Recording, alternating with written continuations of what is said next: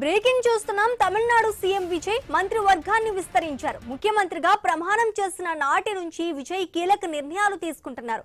23 మంది ఎమ్మెల్యేలతో మంత్రివర్గాన్ని ఏర్పాటు చేశారు. 21 మంది టీవీకే ఎమ్మెల్యేలతో పాటు 2 కాంగ్రెస్ ఎమ్మెల్యేలకు కేబినెట్ లో చోటు కల్పించారు.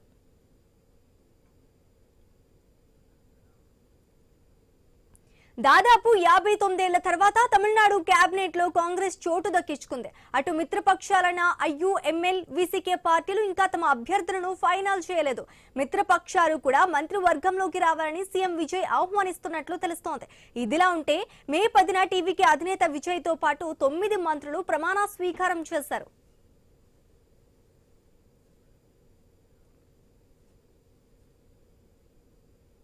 విజయ్ ముఖ్యమంత్రిగా ప్రమాణ స్వీకారం చేసిన నాటి నుంచి అన్నాడీఎంకే రెబెల్స్ నుంచి ఇబ్బందులు ఎదుర్కొంటున్నారు. వాళ్లకు మంత్రి పదవులు ఇస్తే తాము మద్దతు వెనక్కి తీసుకుంటామని వామపక్షాలు స్పష్టం చేయగా వీసీకే అదే బాటలో పయనించింది. దీంతో విజయ్ మంత్రివర్గం ఉలిక్కి పడింది. అలాంటిదేమీ ఉండదని మంత్రి అదవ్ అర్జున్ స్పష్టం చేశారు.